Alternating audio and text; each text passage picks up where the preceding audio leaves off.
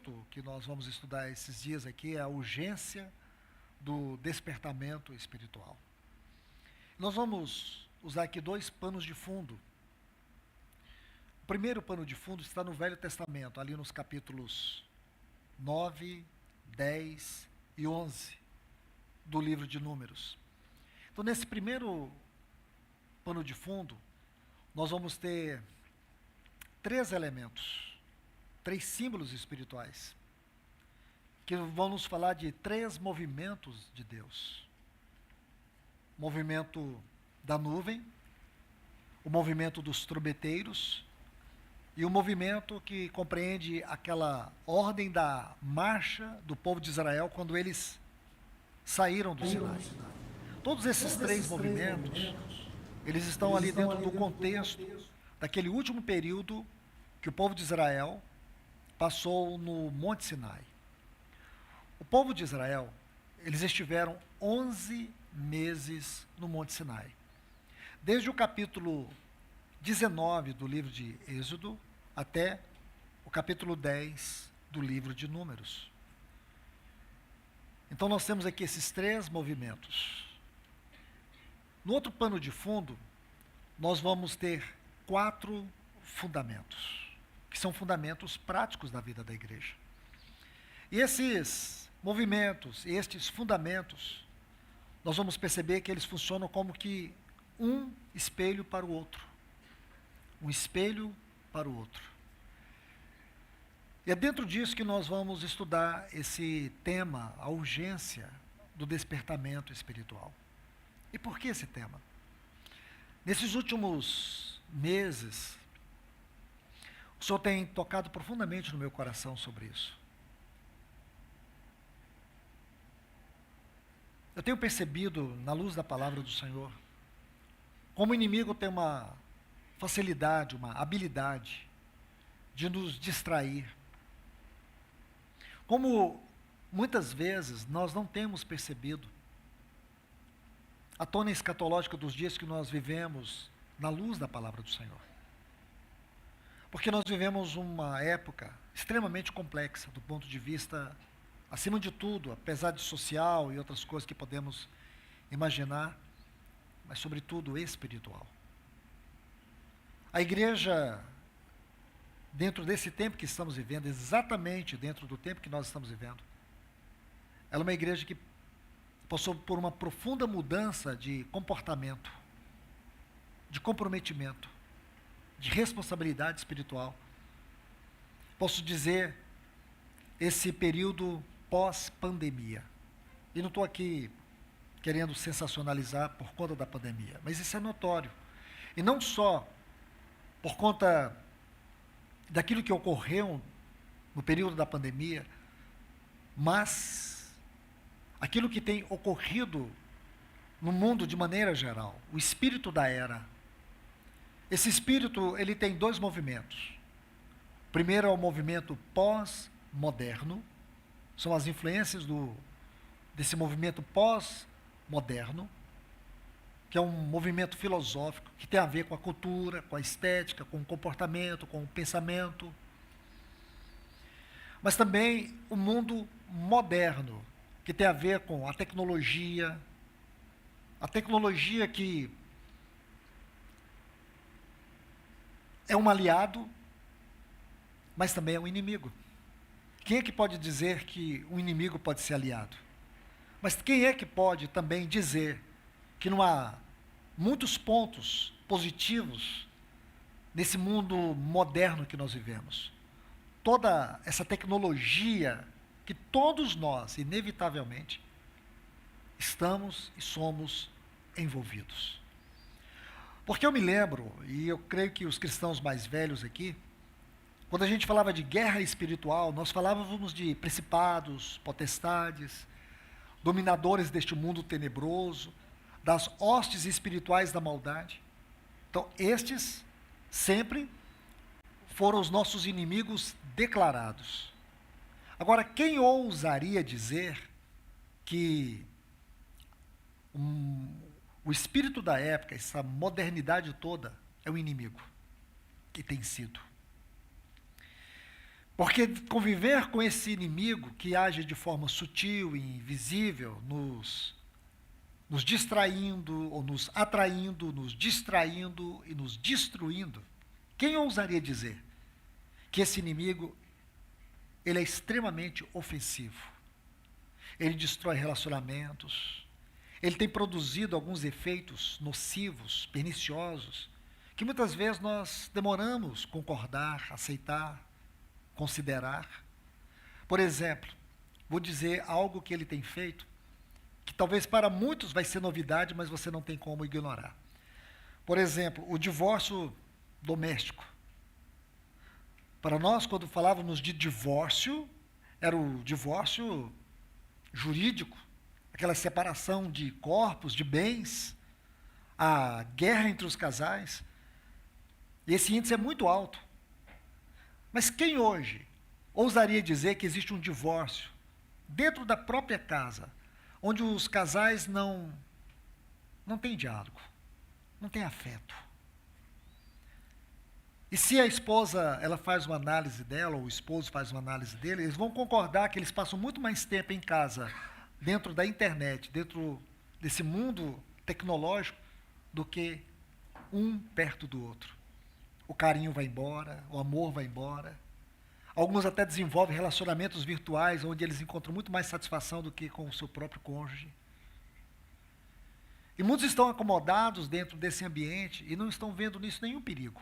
Porque estamos juntos, porém separados, juntos, porém emocionalmente divorciados. Quem diria que isso é um problema social? Ou por que não dizer, esse é um problema que afeta o espiritual? Onde casais não têm mais convivência entre si, mesmo dentro de 4 paredes. Esse é um terrível mal, que eu estou apenas dando um pequeno exemplo.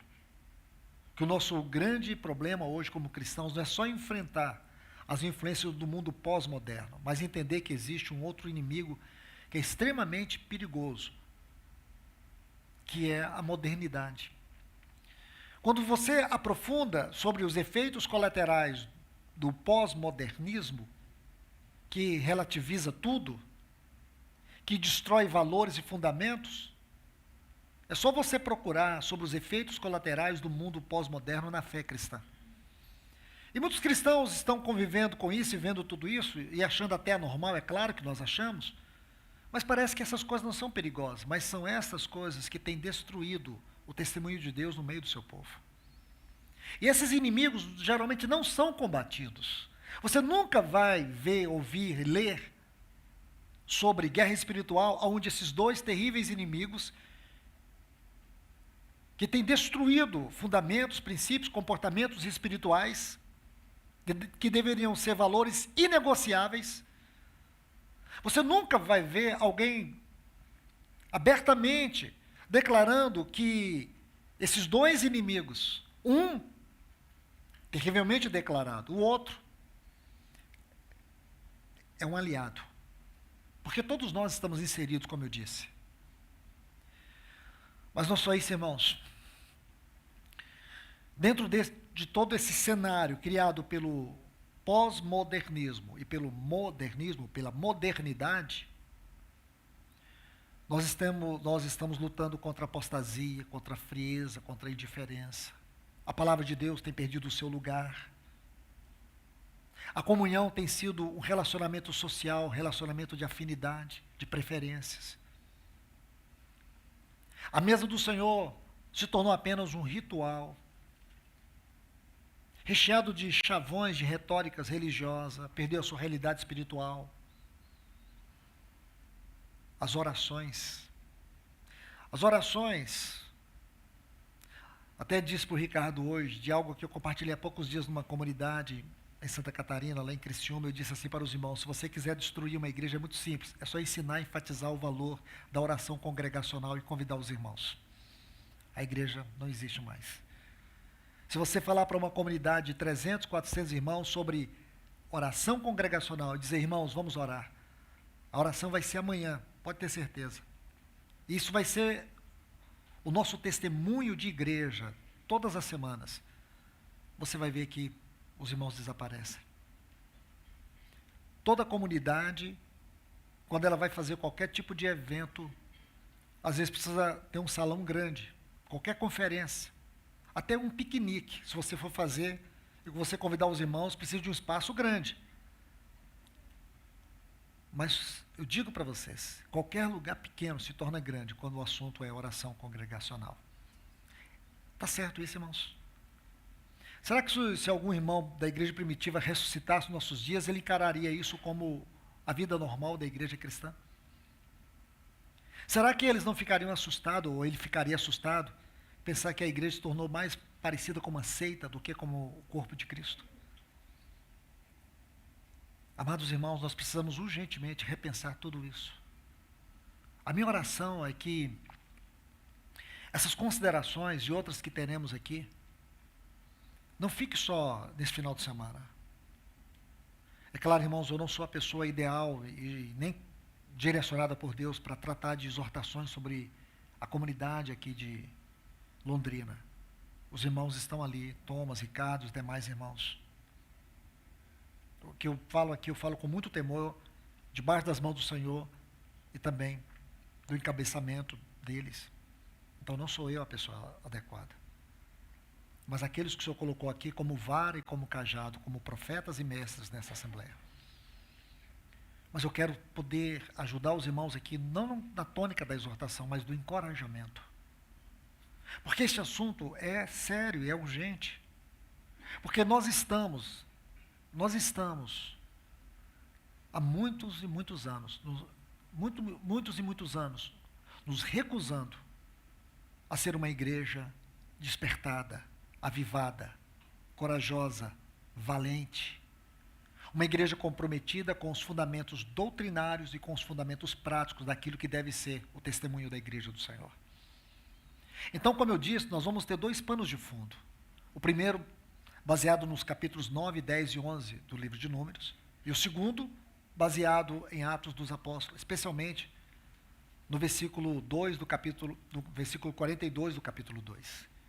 Porque o versículo 42 do capítulo 2, quando diz que eles perseveravam na doutrina dos apóstolos, na comunhão, no partir do pão e nas orações, é um resumo de tudo aquilo que é o livro de Atos dos Apóstolos. Você pode ler todo o livro de Atos dos Apóstolos só nesse versículo. Mas eu digo para você que muito mais do que ler toda a história de Atos dos Apóstolos, em um só versículo, eu diria para você que toda a história da igreja deveria se resumir a esse versículo. Tudo aquilo que é a igreja, desde o Calvário até agora, deve ser traduzido à luz desse versículo. Então eu me atrevo a dizer que qualquer forma de reunião do povo de Deus, ou testemunho do povo de Deus, fora desse versículo, não pode ser, declaradamente, não pode ser o povo de Deus.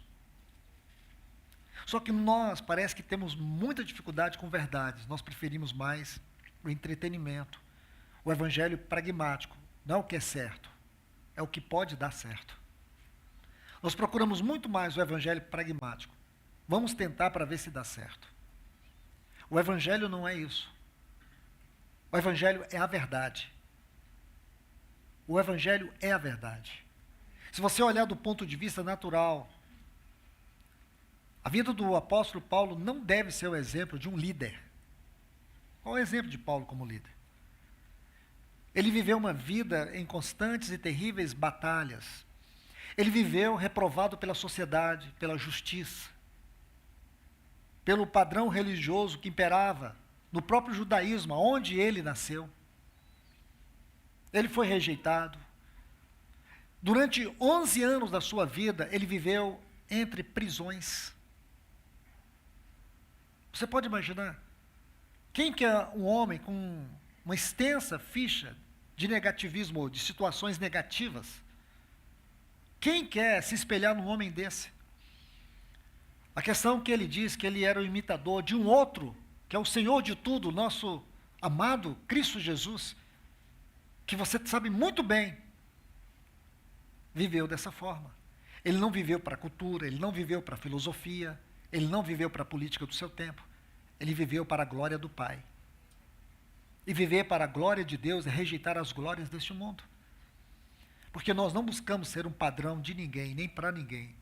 Nós buscamos estar debaixo daquele que é o varão medida, aquele que é o padrão. E a igreja tem que ser uma extensão dele. Irmãos, a igreja não pode ser algo diferente de tudo aquilo que Cristo viveu e pregou. E parece que nós insistimos em ser o contrário. Nosso Senhor está voltando. Goste você ou não goste, Ele está voltando. E a questão é, nós amamos esse assunto? Se nós amamos, nós batalhamos por isso, nós apressamos a sua volta, nós estamos cooperando com isso. Quais são os valores que governam os nossos afetos? Quais são as preferências que governam o nosso tempo? Reflita sobre isso. Então não tem como nós tratarmos desse tema de uma forma meramente sensacionalista, espiritualista ou religiosa. Nós precisamos ser honestos com nós mesmos, na luz da palavra de Deus. Porque, amados irmãos e irmãs, me perdoe estar sendo um pouco prolixo na minha introdução aqui, mas eu digo para vocês, eu estava ouvindo a letra de uma canção, faz de mim um adorador. O que é o adorador para nós?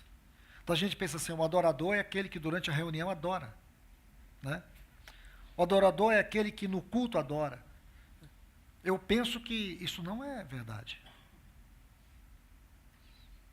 O adorador não é aquele que adora durante o culto. O adorador é aquele que é o culto. Não é o que diz Romanos capítulo 12, nosso corpo tem que ser um sacrifício vivo, santo e agradável ao Senhor. Porque para mim seria muito simples e fácil ser um adorador se a minha adoração se limitasse ao tempo do culto. O tempo do culto precisa ser uma reação daquilo que eu sou. Aí o louvor se torna uma reação.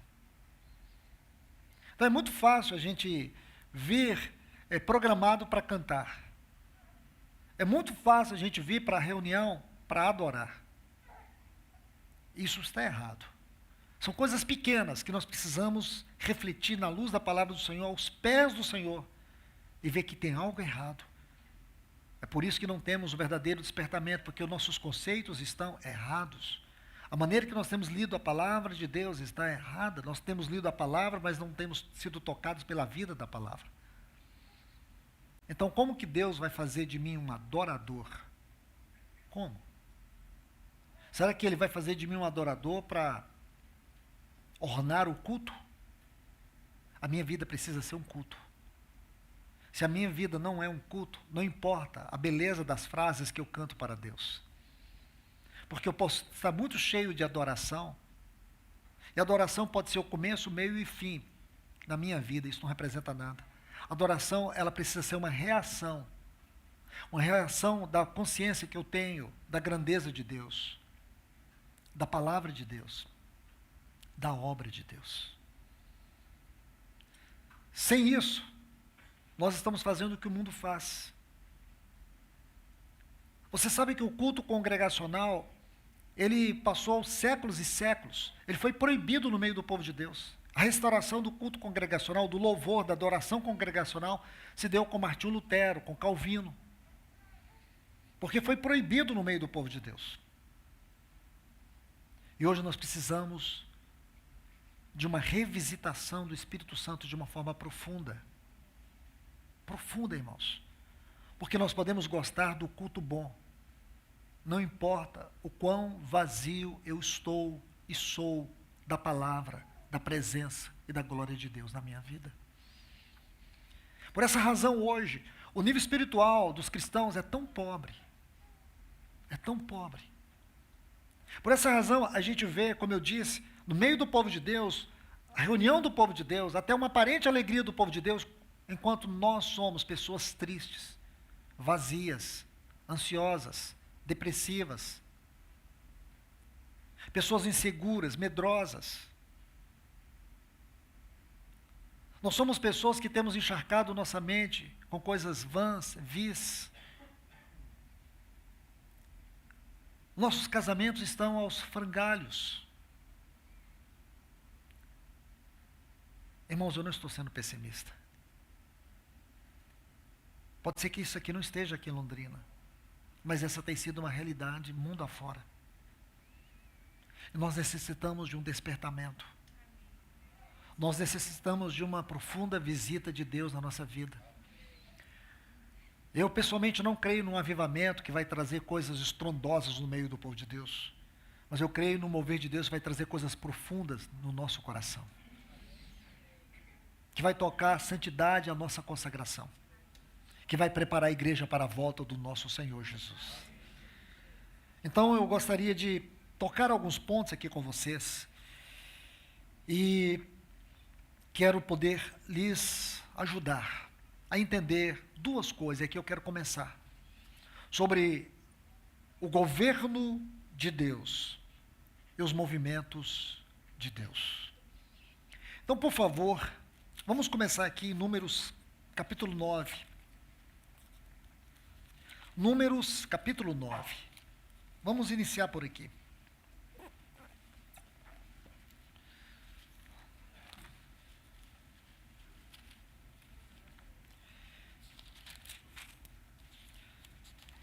Números capítulo 9. Veja o versículo 15.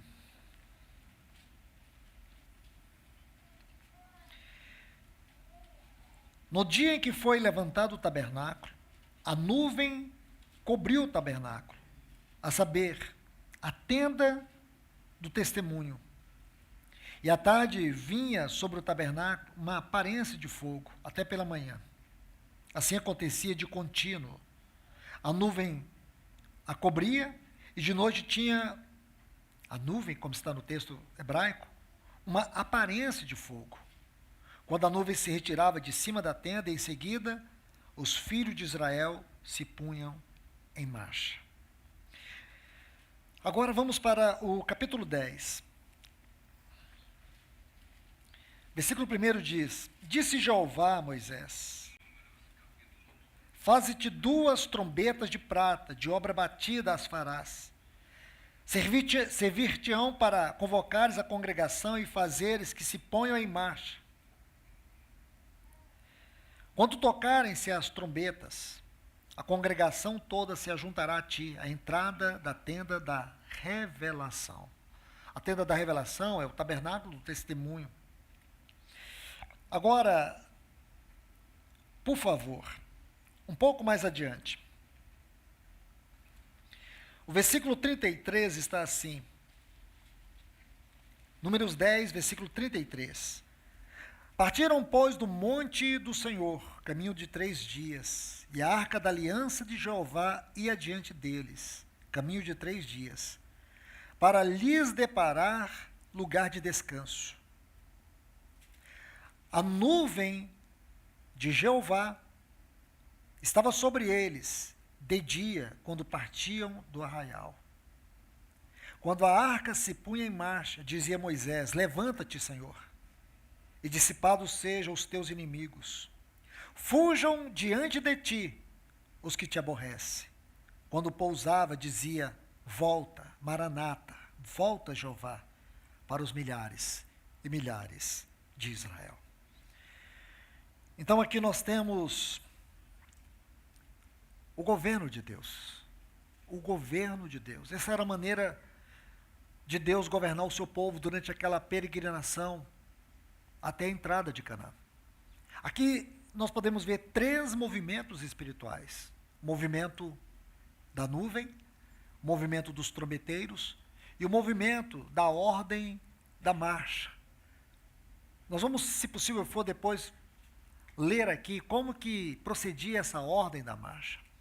Assim, era o governo de Deus. Aquele povo estava debaixo dessa ordem. Era uma ordem que, em primeiro lugar, havia um movimento celestial. Quando você estuda sobre essa nuvem, doutrinariamente falando, essa nuvem Era uma nuvem teofânica. O que é teofania? Vem de dois vocábulos no texto hebraico, que fala de aparência, de manifestação e de revelação. Aparência, manifestação e revelação. Se possível for, nós ainda vamos tocar sobre isso. Aparência, revelação e manifestação. São em torno de 90 textos em toda a Bíblia falando sobre a nuvem. 90 textos falando sobre a nuvem, por toda a Bíblia. E aqui você vai perceber justamente que havia algo sobrenatural dentro do assunto dessa nuvem. É só você olhar aqui o versículo 15 do capítulo 9. No dia que foi levantado o tabernáculo, a nuvem o cobriu, a saber, a tenda do testemunho. Então você vai ver o versículo 17, quando a nuvem se retirava de cima da tenda, em seguida os filhos de Israel se punham em marcha. Por quê? Porque eles andavam de acordo com o movimento da nuvem. Traduzindo, eles andavam de acordo com o movimento celestial. Eles andavam de acordo com uma revelação sobrenatural, uma manifestação sobrenatural, uma presença sobrenatural. Eu digo para vocês, a nuvem, ela tinha um caráter do sobrenatural no meio do povo de Deus. A palavra tabernáculo aqui, ela é uma palavra muito rica, irmãos. À primeira vista, você sempre vai olhar aquele tabernáculo de Moisés. Irmãos, nós temos que entender duas coisas aqui. A Bíblia é a palavra de Deus. Aqui todos nós concordamos. Mas nós temos que entender que ela é a palavra de Deus, então ela é mais do que a palavra de Deus. Ela é o falar de Deus. O que eu quero dizer com isso? Por que coloquei dessa forma? Porque isso vai nos libertar de ver a Bíblia apenas do ponto de vista literário. Porque inconscientemente, quando nós dizemos a Bíblia é a palavra de Deus, inconscientemente, nós estamos aceitando a ideia de que ela é apenas um livro que nos traz histórias. E nós podemos gostar das histórias. Nós podemos extrair lições das histórias. Mas, irmãos, escute. Não é bem assim que nós temos que olhar a Bíblia. Nós temos que entender que a Bíblia, como a palavra de Deus, ela é o falar de Deus. O que isso implica dizer? Implica dizer que aquilo que é verdade naquele tempo, é verdade hoje. Aquilo que Deus falou naquele tempo, é o que Ele fala hoje. Só que Hebreus nos diz assim, outrora, havendo, no capítulo 1, havendo Deus falado de muitas formas, de muitas maneiras, aos pais, pelos profetas, hoje Ele nos fala pelo seu Filho. Então, como que é esse falar pelo Filho? Os grandes eruditos, eles dizem assim, que a cada 25 versículos na Bíblia nós encontramos Cristo, de maneira figurada, simbólica, metafórica, ou mesmo de uma forma real. A Escritura vai falar sobre Cristo. Porque Ele é a chave hermenêutica de toda a Bíblia. A hermenêutica é a ciência da interpretação. Então, vou dizer assim, Ele é a chave da interpretação de toda a Bíblia. Lá em João capítulo 1, versículo 18, diz que Ele é a exegese do Pai. Ele é a exegese. É nele que Deus é explicado. Irmãos, Deus nunca havia chegado tão próximo do homem como Ele chegou em Cristo Jesus. Então, na encarnação, Deus chegou tão próximo do homem. Mas nós sabemos que nosso Senhor ascendeu ao trono. Então é correto pensar assim, então se Deus nunca havia chegado tão perto do homem como Ele chegou em Cristo, significa que quando Cristo ascendeu, Deus distanciou-se do homem? Não, algo maior aconteceu. Jesus disse assim em João 14, eu rogarei ao Pai, Ele vos dará outro Consolador, a fim de que esteja convosco para sempre. Então agora, pelo Espírito Santo, o nosso Senhor, Ele foi derramado para dentro de nós. Porque o Espírito Santo, Ele é o Espírito da habitação. Então Ele torna para nós real, muito mais real do que aquilo que Cristo foi para os seus discípulos. Porque agora é o Espírito Santo que está nos ensinando sobre toda a verdade de Cristo. É o Espírito Santo que está nos revelando Cristo. Por isso que nós precisamos sair dessa periferia religiosa, dessa periferia da superficialidade espiritualista.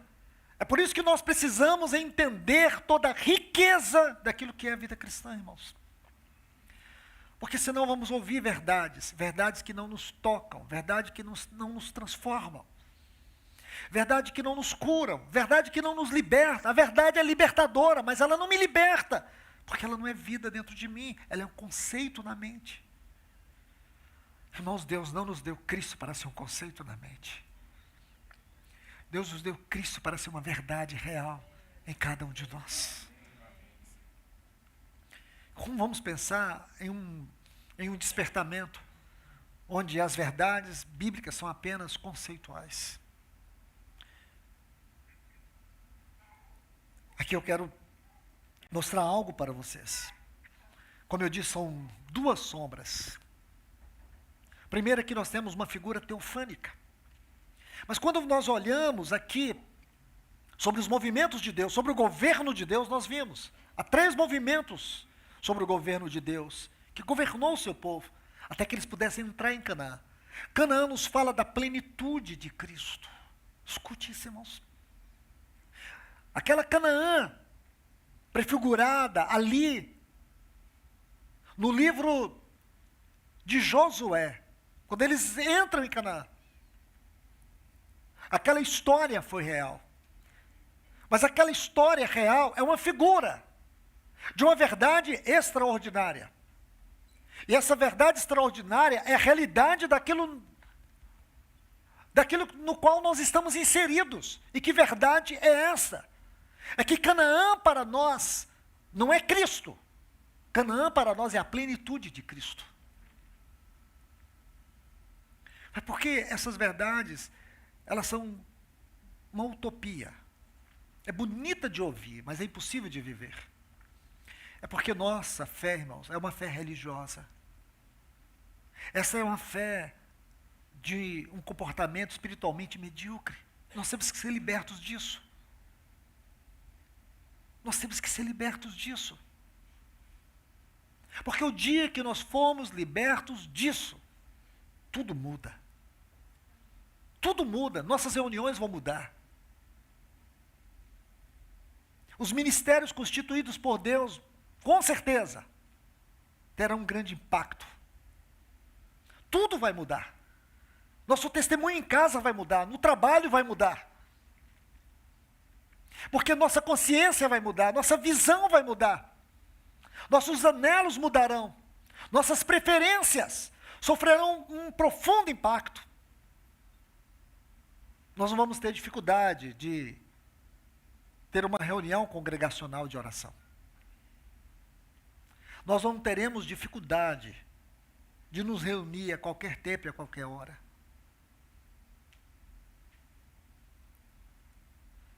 Amados irmãos e irmãs, quando você olha os movimentos de Deus, e os movimentos aqui, como eu disse, se resume a um texto, que diz assim: perseveravam na doutrina dos apóstolos, na comunhão, no partir do pão e nas orações.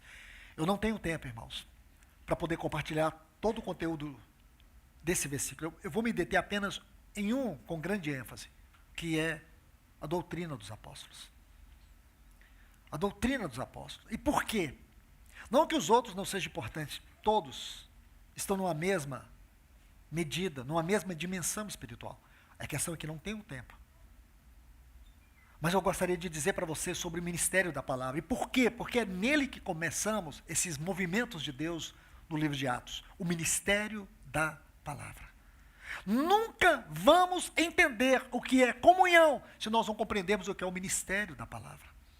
Na igreja primitiva, havia aquilo que chamamos ministério da palavra, doutrina dos apóstolos. Nunca entenda a doutrina dos apóstolos como se fosse um compêndio de ensinos apostólicos. De forma alguma, não havia nenhuma epístola, nenhum evangelho escrito aqui neste capítulo 2 do livro de Atos. O que nós temos aqui neste capítulo 2 do livro de Atos é a mais sublime, a mais extraordinária exposição escriturística sobre o nosso Senhor Jesus. Foi pregado por Pedro. Pedro, ele vai fazer uma exposição de Cristo. Eu diria para vocês, irmãos, aqui está o cerne da doutrina, Cristo. Atos 5, 42 diz que eles não cessavam de ensinar e de pregar que Jesus era o Cristo. E Pedro vai dizer assim: Jesus Nazareno, varão aprovado por Deus. Aquele que vocês mataram, mas mataram segundo os desígnios de Deus. Mas a morte não pôde retê-lo. Sua alma não entrou no estado de corrupção. E Deus o ressuscitou. Pedro faz uma exposição tão gloriosa sobre as glórias da ressurreição de Cristo. Porque era impossível que ele fosse retido pela morte. Quando Pedro termina de falar, de pregar este sermão, diz que as pessoas foram como que perfuradas. Elas foram compungidas, perfuradas pela palavra de Deus. Quando termina essa sessão, aí vem a segunda sessão. E eles perseveravam. Eles perseveravam na doutrina dos apóstolos, na comunhão, no partir do pão, nas orações. Abra sua Bíblia lá. Vamos ver isso com os nossos olhos. Vamos, não é desprezando os nossos ouvidos, mas eu gostaria que você olhasse a hermenêutica disso, a grandeza disso. Como essas verdades se tornam um quadro e não podemos desprezar. Então, primeiro ponto aqui, no capítulo 2, versículos 1 a 13, nós temos o Pentecostes. Coloque isso aí na sua mente. Versículos 1 a 13, Atos 2. Primeiro nós temos o derramamento do Espírito Santo. A partir do versículo 14, até o versículo 36, nós temos toda a exposição da mensagem de Pedro, quando ele diz assim, no versículo 22, israelitas, ouvi essas palavras, Jesus Nazareno, o varão a quem Deus aprovou, o qual foi entregue pelo determinado conselho e presciência de Deus. Então ele vai dizer isso. Aí, quando ele termina de fazer essa linda exposição, ele vai dizer assim no versículo 32, a esse Jesus, Deus ressuscitou, do que todos nós somos testemunhas, exaltado, pois, pela destra de Deus, e tendo recebido do Pai a promessa do Espírito Santo, derramou o que vedes e ouvis. Então Pedro termina essa exposição, versículo 37, ouvindo isso, compungiu-se-lhes os corações. Aí vai dizer sobre os 3.000 batizados, resultado dessa palavra. Aí agora vai entrar o versículo 42, eles perseveravam. Sabe por que eles perseveravam? Sabe por que o ministério da palavra, como também a comunhão, o partir do pão e as orações, tem uma moldura. Qual é a moldura do ministério da palavra, da comunhão, do partir do pão e as orações? Perseveravam. Essa é uma palavra muito rica, eu gostaria que vocês pudessem atentar para isso. O sentido dessa palavra é uma disposição assídua. O sentido desta palavra é uma consagração contínua. Irmãos, será que isso só foi verdade naquele tempo? Isso é verdade hoje. Se nós temos os movimentos governamentais de Deus, que nós chamamos sua glória, sua revelação, sua presença, os movimentos governamentais de Deus, Um movimento que se move por meio de trombeteiros, de ministérios constituídos, que são como instrumentos que representam a voz de Deus sobre o seu povo. E um terceiro movimento, que é representado ali por aquelas ordem da marcha, porque eram 4 movimentos. Tinha a vanguarda, com o estandarte de Judá e as demais tribos que compunham, onde a arca e os utensílios do tabernáculo eram levados. E a última ordem, que era encabeçada pela tribo de Dan, que era a retaguarda. Então preste bastante atenção. Esse movimento da marcha tem a ver sobre viver do modo digno do Evangelho de Cristo Jesus. Isso tem a ver com o governo de Deus na terra, com o seu testemunho. Mas também nós temos os movimentos espirituais, que é a prática. E aqui, mais uma vez, esse movimento tem a ver com a doutrina, com o ensino, com o ministério da palavra. O que é o ministério da palavra hoje, irmãos? O que nós entendemos como ministério da palavra? É a arte de pregar? É porque alguém, ele formou em teologia pastoral, ele aprendeu homilética, hermenêutica, exegese. Então ele está habilitado para poder pregar a palavra, ele pode estar habilitado para expor a palavra. Mas pregar a palavra, pregar o evangelho, tem a ver com a mente de Deus. O que quer dizer ministério da palavra? Para nós entendermos isso, nós temos que ver 3 pontos significativos. Primeiro, a eternidade da palavra. Segundo, a encarnação da palavra. E terceiro, aí veio o ministério da palavra. Então, o ministério da palavra não é um ministério que nasce em seminário. Não é um ministério daqueles que têm habilidade de falar. Nunca. Nós estamos falando de verdades celestiais. Por isso que quando João diz assim, no princípio era o Logos, uma palavra que é retirada da filosofia, 400 anos antes de Cristo, na cidade de Éfeso, havia um filósofo chamado Heráclito, que também era astrônomo, e foi Heráclito que pela primeira vez usou essa palavra para falar de uma mente, de uma razão, que estava por detrás de todo o universo. Esta mente, esta razão, que para ele tinha a ver com o governo do universo, os movimentos do universo, ele chamou de Logos. E essa palavra passou a fazer parte da filosofia, da astronomia, por 400 anos. E João toma esta palavra emprestada da filosofia, da astronomia, e coloca ali no início do seu evangelho. E ele diz assim, no princípio, e o princípio de João aqui é antes do princípio de Gênesis 1. No princípio criou Deus. No princípio criou Deus é depois do princípio era o verbo. Aí ele vai dizer assim, o verbo era Deus. A palavra aqui, logos, ou o termo aqui, logos, é palavra. É palavra. É uma palavra eterna. Essa palavra tem a ver com o conceito que Deus tem de si mesmo. Escute isso.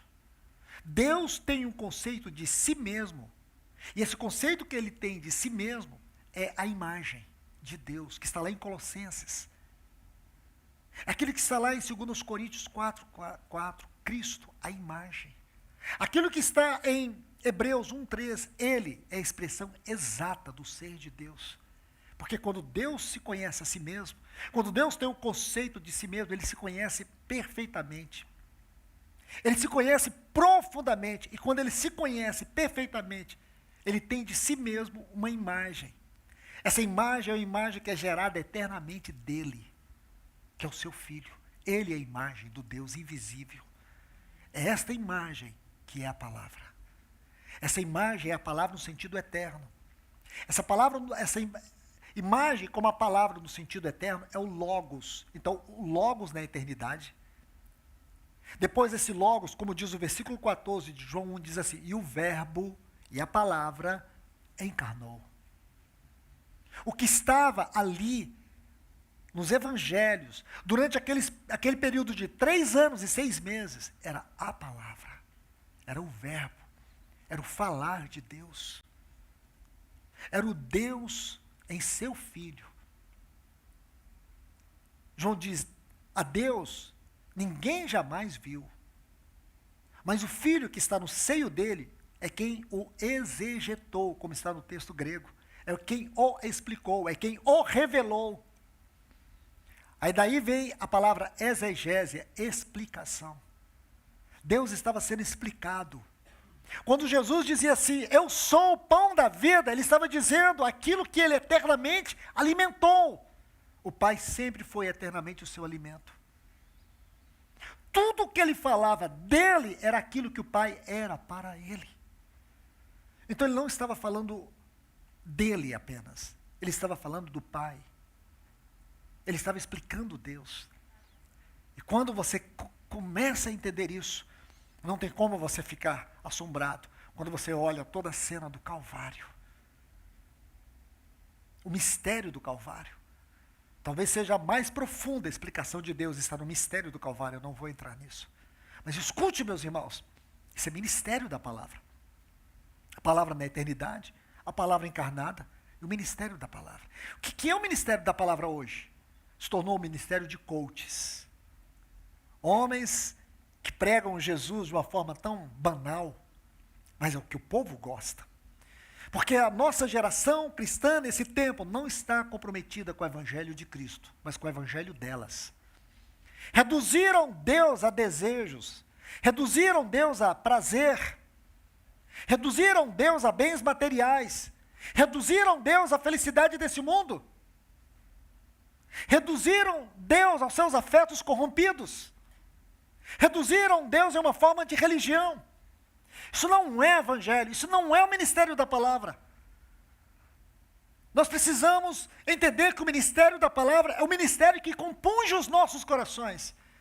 É o evangelho que nos fura, é o evangelho que penetra, é o evangelho que rasga, é o evangelho que nos estraçalha, é o evangelho que nos coloca no chão, é o evangelho que mostra as profundezas do nosso coração, corrupção da nossa mente, os nossos desvios,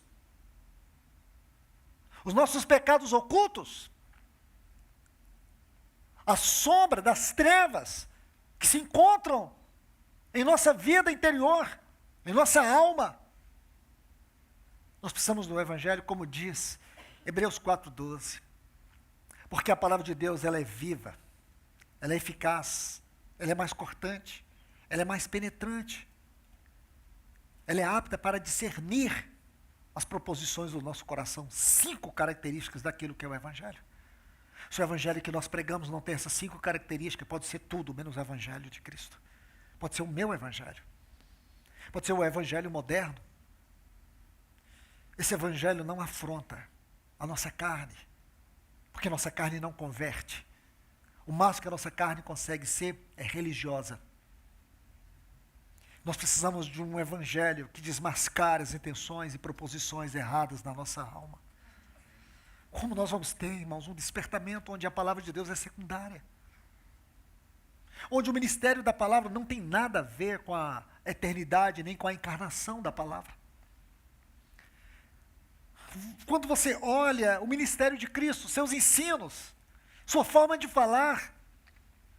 Lembra quando os guardas foram prendê-lo e não puderam prendê-lo, quando voltaram, os principais perguntaram, por que não trouxestes aquele homem? Eles disseram, porque nunca ouvimos alguém falar como aquele homem.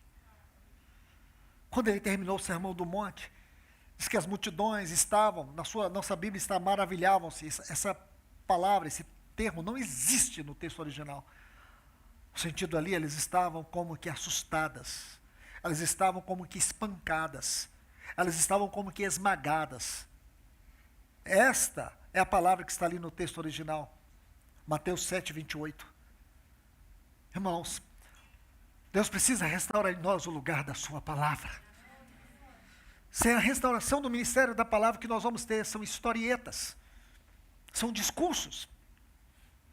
O que nós vamos ter são mensagens motivacionais.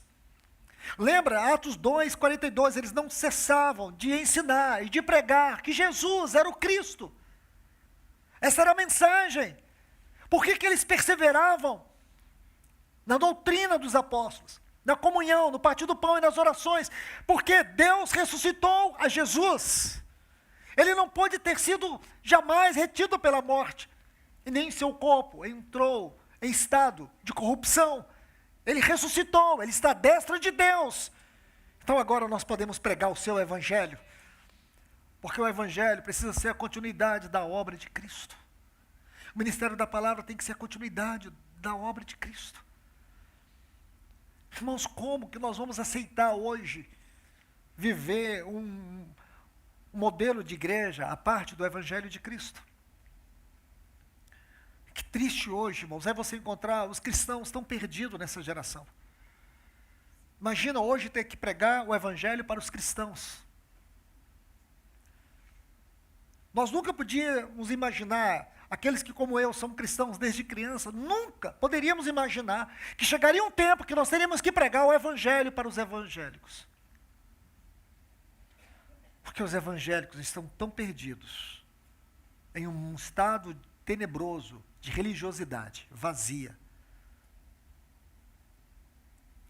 Assim como o mundo está perdido nos seus próprios pecados e iniquidades. Amados irmãos, é urgente que o Senhor recupere entre nós o lugar da sua palavra. É urgente. É urgente. Porque nós estamos perdendo a fome pela palavra. E muito daquilo que nós temos perdido de fome pela palavra é porque nos falta ministério da palavra. Então aí está. Algo que nós precisamos olhar com muito cuidado. Se por um lado nós temos esses movimentos da presença, da glória, da revelação de Deus. Era assim que o povo de Israel caminhava. Aquela nuvem teofânica sobre eles indicava justamente isso. A presença de Deus, a glória de Deus, a revelação de Deus. Eu faço uma pergunta que ela é contundente, irmãos. Onde está a presença, a glória e a revelação de Deus entre nós, como povo de Deus? Aonde? Nós não podemos ser uma geração de cristãos que nos contentamos com migalhas que caem da mesa. Eu creio que nada menos do que a presença de Deus precisa ser a nossa devoção, precisa ser a nossa obsessão, precisa ser o nosso culto. Nós não podemos nos acostumar a ser um tabernáculo sem a arca, como foi no tempo de Saul. A arca fala da exclusividade, da centralidade, da pessoa e da obra de Cristo no meio do seu povo. E durante 40 anos, o tabernáculo estava sem a arca. E Saul nunca se importou. Nós não podemos ser o tabernáculo no tempo de Saul. Nós precisamos estar profundamente contristados, decepcionados. Nós precisamos ser tomados de uma angústia profunda por não desfrutar da presença de Deus, da revelação de Deus e da glória de Deus na nossa vida. Estamos falando de despertamento, irmãos. E essa tem sido a triste realidade. A triste realidade. Porque dentro desse mundo tecnológico, quem precisa de reunião da igreja? Quem precisa de culto? Quem precisa de comunhão verdadeira? Porque hoje nós podemos, no nosso próprio aparelho de celular, nós podemos escutar muitas palavras, nos encher disso. Nos encher. Nós podemos ser cristãos dentro de casa. Quem hoje gastaria tempo de estar aqui ouvindo, sendo que pode ouvir ali pela internet, ainda comprar um saco de pipoca e uma guaraná e ficar na frente da sua televisão, do seu celular, ouvindo a palavra, ainda de pijama na cama. Não é verdade? Sem compromisso. E outra, se você quer dar uma oferta, dá um Pix. E você ainda sente, não, eu faço parte disso. Aquela energia lá, eu também estou ajudando a pagar. Não é verdade, irmãos? Esse modelo de cristão, o índice está subindo cada dia mais. as reuniões de oração vazia, as reuniões de ministério da palavra vazia. Quem se importa? Que tipo de cristãos nós seremos daqui a 5, 10 anos? Alguns textos da Bíblia precisarão ser arrancados. Você pode estar pensando que eu vou citar o Salmo. Alegrei-me quando me disseram, vamos à casa do Senhor. Não esse. Aquele lá de Hebreus capítulo 10. Não deixemos de congregar, como é costume de algum.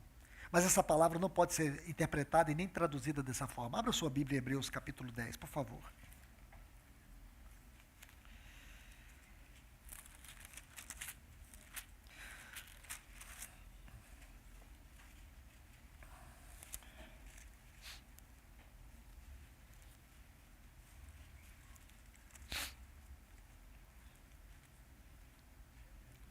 Versículo 25 diz, não deixemos de congregar, como é costume de alguns. Agora veja a parte B. Mas exortando uns aos outros, e tanto mais quanto vede, que está chegando aquele dia. Vamos agora, por favor, volte comigo aqui. 2 Tessalonicenses. O capítulo 2, versículo 1, diz assim, 2 Tessalonicenses, capítulo 2, versículo 1 diz, quanto à vinda do nosso Senhor Jesus, como que termina o versículo 25 de Hebreus 10? Quanto mais vede que aquele dia se aproxima. Veja a conexão hermenêutica que existe entre esses dois versículos, não somente por isso, existe algo a mais que é sobre o assunto que eu estou falando. Quanto à vinda de nosso Senhor Jesus Cristo e a nossa reunião com Ele. Sabe essa palavra aqui? Reunião. É a mesma palavra grega que está ali no versículo 25. Episunagoge. Episunagoge. É uma palavra só que é formada por dois vocábulos. Epi, alto. Sunagoge, reunião. Reunião no alto. Então vamos entender. Vamos entender como que aquele que soprou, inspirou essa palavra, escreveu a hermenêutica dela. Escute bem, a hermenêutica não literária, mas a hermenêutica celestial, a hermenêutica da mente de Deus, a sua palavra. Então vamos sair da esfera natural, vamos olhar num plano mais alto. Então o que foi que Deus intentou quando Ele colocou o versículo 25 de Hebreus 10? Não deixemos de congregar. Então nós usamos muito isso para encorajar os irmãos ao reunir. Mas Deus não está falando da reunião como fim em si mesma. Ele está dizendo sobre a natureza da reunião. E para isso, só existe dois vocábulos. Existe algo, irmãos, místico, na palavra de Deus, que é a sua revelação divina, sua inspiração divina, seu sopro divino. Então observe bem, se Hebreus capítulo 10, versículo 25, nos mostra um plano natural de reunião, e aqui temos uma única palavra, que depois ela é replicada para sua interpretação, aqui no capítulo 2, versículo 1 de Tessalonicenses. Só existe duas palavras iguais. A primeira, 2 Tessalonicenses 2:1, reunião com Ele. E a outra, não deixemos de congregar. O que o Senhor está dizendo? Ele está dizendo que a reunião da igreja não é só a nossa reunião uns com os outros. Ele está dizendo que a nossa reunião como povo de Deus é a nossa reunião com o Senhor. E aí tem uma moldura para esses dois versículos, que está lá no Evangelho de Mateus, capítulo 18, versículo 20. Onde estiver 2 ou 3 reunidos em meu nome, ali eu estou no meio deles. Por que eu quero reunir com meus irmãos? Porque eu terei prazer de estar junto com os meus irmãos, porque existe uma promessa verdadeira, e essa promessa foi o Senhor que nos deu. Quando nós estivermos reunidos juntos, Ele também estará reunido conosco também. Aí você vai dizer, mas irmão, quando eu estou lá no meu sofá, na minha casa, comendo pipoca, tomando guaraná, ouvindo a palavra, talvez ninguém faça isso comendo pipoca. Está ali reverentemente, claro. O Senhor está presente? Eu creio que sim. Mas não em termos de reunião. É o que eu tenho para dizer para vocês. Se alguém disser, não, mas está. Então, amém, irmãos. Eu falo para vocês que essa seria a ideia mais formidável que eu iria descobrir. Porque seria muito mais fácil, irmãos, vão todos para suas casas, a gente vai montar só um estúdio pequenininho aqui, os irmãos vão gravar, e vocês nas suas casas, amanhã nós vamos ser irmãos virtuais, e não uma igreja real. Aos poucos, nossos laços vão se desintegrando. Nós vamos nos comunicar via WhatsApp, nós não vamos conhecer abraços, nós não vamos poder oferecer o nosso ombro, o nosso peito para os irmãos, nós vamos poder funcionar só de maneira virtual. Será que esse é o caminho da igreja, irmãos? Mas nós estamos tendenciosos a caminhar assim. Como que nós vamos ter um despertamento? A gente vai mandar um WhatsApp, irmãos, o despertamento começou aqui comigo, o outro ainda não começou comigo, o outro eu nem sei que existe despertamento. A gente vai discutir esses assuntos assim? Estranho, né, irmãos? Nós precisamos nos livrar disso. O Senhor prometeu estar no meio da reunião do seu povo. Nós precisamos entender que esse assunto é sério para os nossos dias. O inimigo está nos desintegrando, ele está nos afastando. Por isso você vai ver aqui algo maravilhoso em Atos dos Apóstolos. Nesse texto aqui, Atos 2:42. O ministério da palavra. É o ministério da palavra que vai dissipar as trevas do inimigo, as suas artimanhas, os seus métodos sutis e perceptíveis, que têm procurado nos tragar, nos atrair, nos destruir, nos distrair. Por isso há uma urgente necessidade que o Senhor restaure entre nós o ministério da palavra. Esse ministério que tem um caráter eterno, esse ministério que foi encarnado, a pessoa do nosso Senhor, Ele é a palavra viva. Ele é a palavra viva. É este falar, ele diz, as palavras que vos tenho dito é espírito e vida. Espírito e vida. Quando ele usa a palavra vida ali, ele usa um termo muito especial, zoe. Não é bios, não é a vida em termos de biologia. Não é a vida no sentido de psique, de alma. Mas é a vida zoe, a vida eterna, a vida incriada. É essa vida que é transmitida quando o evangelho é pregado. É isso que tem que ser recuperado no nosso tempo. É isso que precisa ser restaurado aqui, entre nós. Ministério da palavra. Sem isso, irmãos, não haverá verdadeira comunhão. Aí nós vamos precisar de programas para os irmãos interagir. Nós vamos criar movimentos secularizados para fazer com que o povo esteja mais juntos. Nós precisamos disso, irmãos. Não precisamos. Precisamos de uma palavra governamental. Precisamos de uma palavra que vem do trono de Deus para nós. Uma palavra que vai desvendar tudo que está em oculto.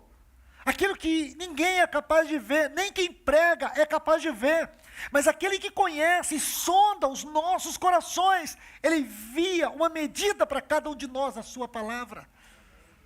Aquilo que não te toca está esmagando o outro. Aquilo que não te liberta está libertando o outro. Aquilo que talvez não esteja te curando, está curando o outro. Porque a palavra é espírito e vida.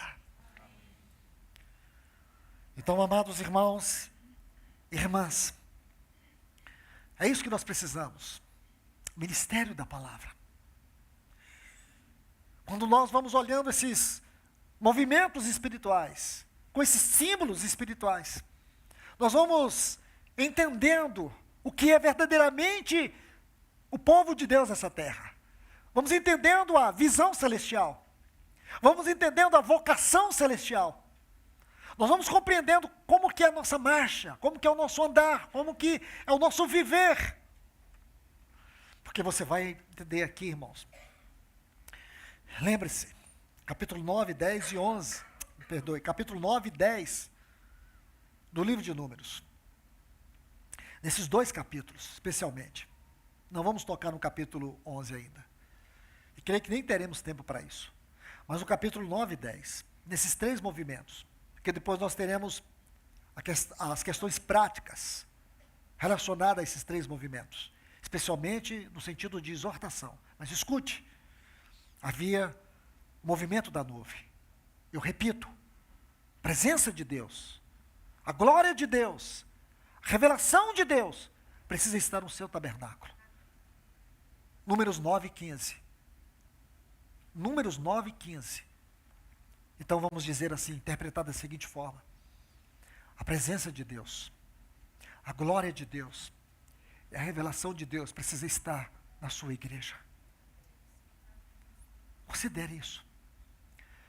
Segundo movimento, na igreja, no meio do povo de Deus, há uma necessidade de trombeteiros, instrumentos da palavra, instrumentos da palavra.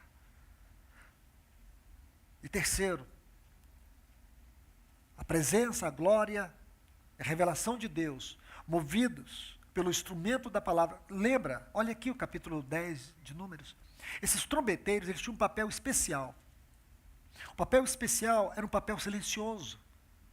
Era um papel contemplativo. Eu diria assim, era o papel do discernimento. Então eles tinham que contemplar, mas a aplicação é discernimento. À medida que a nuvem, você pode ler no capítulo 10 de Números, a nuvem se movia, eles tinham que tocar a trombeta.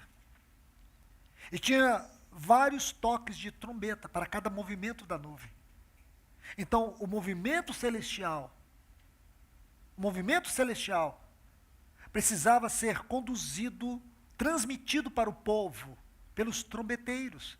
E era à medida que os trombeteiros tocavam a trombeta, o povo caminhava. É isso que está nesses 2 capítulos. E eu gostaria de colocar aqui algo muito especial para vocês. Eu quero citar o primeiro texto. Efésios capítulo 4, versículo 1. Paulo vai dizer aos irmãos: rogo-vos, pois, irmãos, como prisioneiro do Senhor, que andeis do modo digno. Essa frase, modo digno, da vocação a qual fostes chamados. Essa frase, modo digno, é um pequeno vocábulo no texto original. Ocorre 6 vezes, mas eu quero citar 3. 3, que vai traduzir melhor para nós. O que é andar do modo digno da nossa vocação? O primeiro texto está aqui, em Filipenses, no capítulo 1, versículo 27. Paulo vai dizer assim: vivei acima de tudo, do modo digno do Evangelho de Cristo. O nosso andar, o nosso marchar, aqui tem que ser traduzido como viver do modo digno. Aquilo que para eles era marcha, eles tinham que marchar. A partir do Sinai, eles deveriam marchar até Canaã. O que era marchar para eles é o viver do modo digno do Evangelho de Cristo. A igreja, ela é governada por esse princípio. Nós não precisamos de uma nova onda, de uma nova revelação. Nós precisamos viver do modo digno do Evangelho de Cristo Jesus. Segundo lugar, Colossenses, capítulo 1 e o versículo 10. Está assim: a fim de viverdes do modo digno do Senhor. Viver do modo digno do Senhor. É interessante que essa palavra, viver do modo digno, a palavra aqui digno, como eu disse, ela vem de um vocábulo do texto grego, axios. E existe uma singularidade nessa palavra, que é combinação de coisas. É a combinação entre doutrina, que tem a ver com o governo de Deus, e a prática, os movimentos de Deus. Lembra, eu iniciei falando para vocês sobre governo e movimentos de Deus, ou os atos governamentais e os movimentos de Deus. Aqui é doutrina e prática. Isso é vida cristã equilibrada. Meus irmãos, Nós não podemos ser uma igreja onde nós enfatizamos a doutrina e não a prática. Porque se nós enfatizarmos doutrina e não a prática, nós vamos nos tornar cristãos religiosos intelectuais ou intelectuais religiosos. Mas se enfatizarmos a prática sem a doutrina, nós vamos nos tornar cristãos sensacionalistas. Nós vamos buscar movimentos. E aqui está dizendo que nós devemos viver do modo digno, vida cristã equilibrada, viver do modo digno do Evangelho de Cristo Jesus, viver do modo digno do Senhor, viver para o seu inteiro agrado. E por último, 1 Tessalonicenses, o capítulo 2 e o versículo 12. Ele diz assim: vos exortamos e consolamos, e o termo aqui, consolamos, ela tem o sentido de um chamado para perto. Nós vos exortamos, nós o chamamos para perto e admoestamos, o sentido também de encorajar.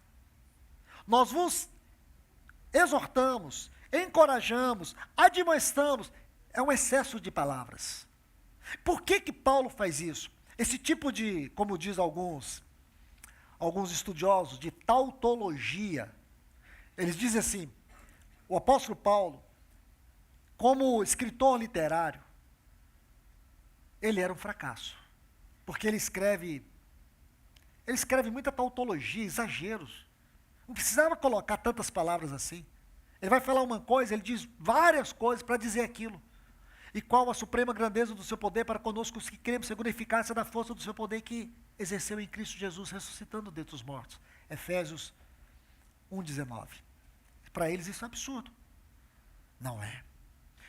Há um princípio aqui. Todas as vezes que você vê Paulo empilhando palavra sobre palavra, superlativo, todas as vezes que você vê Paulo exagerando nas palavras, ele está dizendo, isso é de extrema importância.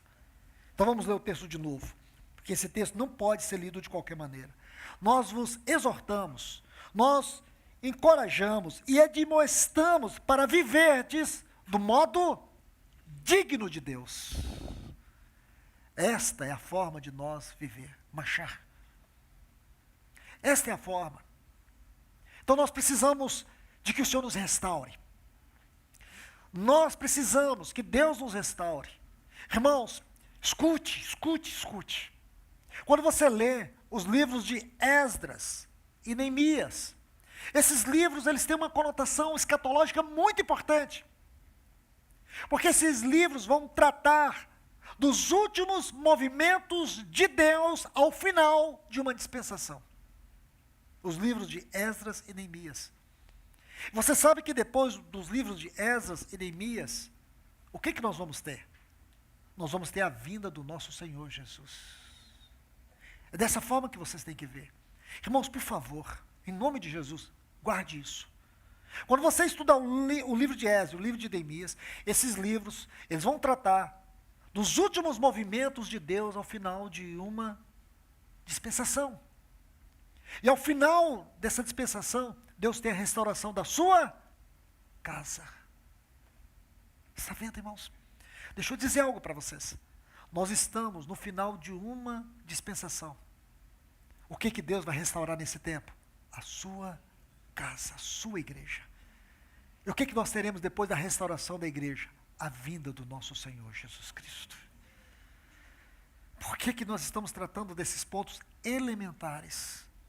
Não são pontos extraordinários, como alguns podem pensar, nossa, não, são pontos básicos. Da mesma forma, no livro de Esdras, tiveram que restaurar o altar, restaurar a casa de Deus.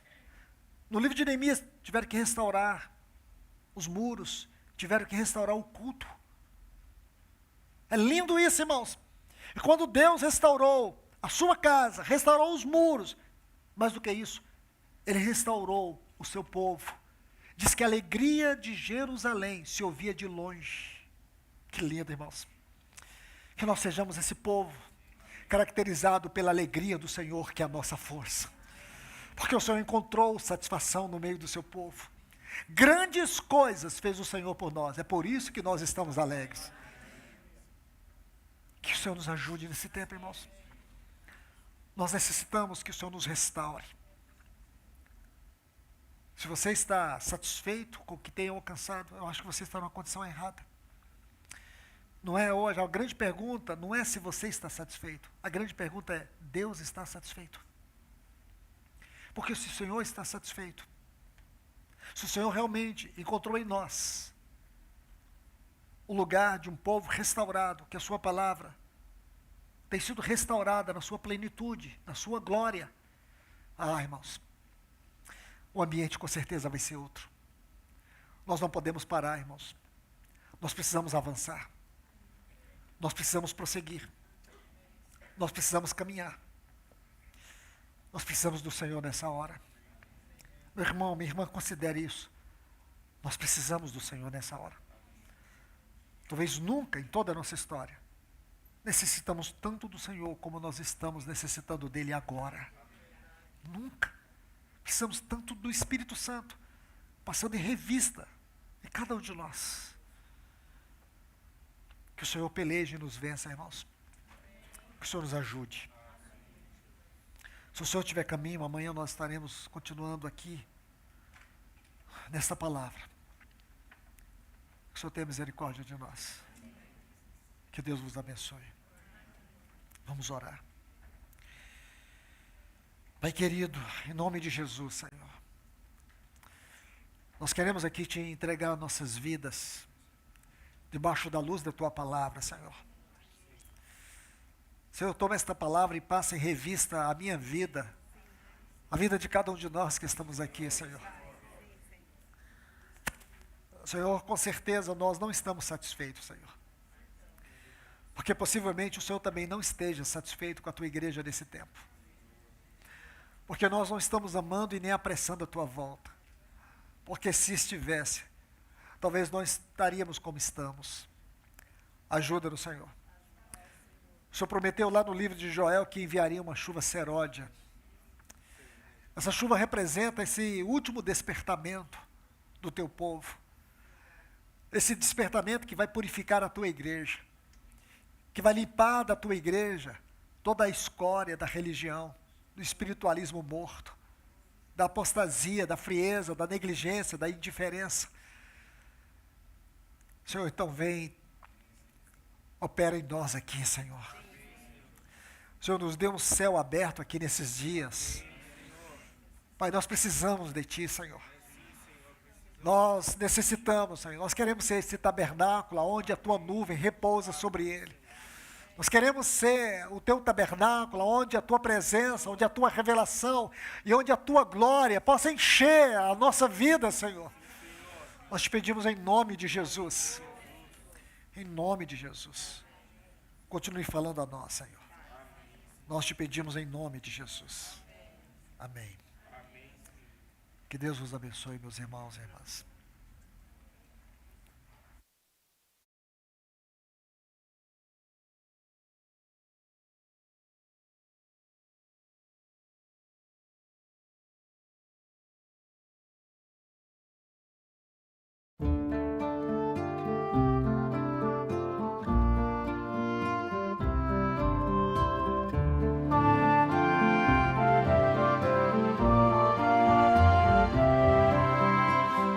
Espero minha alma que o Senhor fará.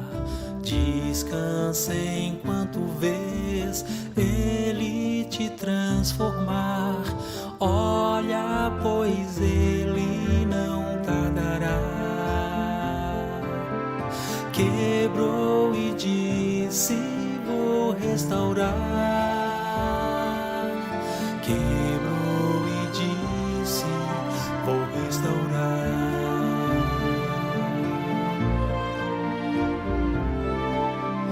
Meus pensamentos, meu ver e entender, minhas forças, meu alto confiar, orgulho e toda a independência do meu ser, não mais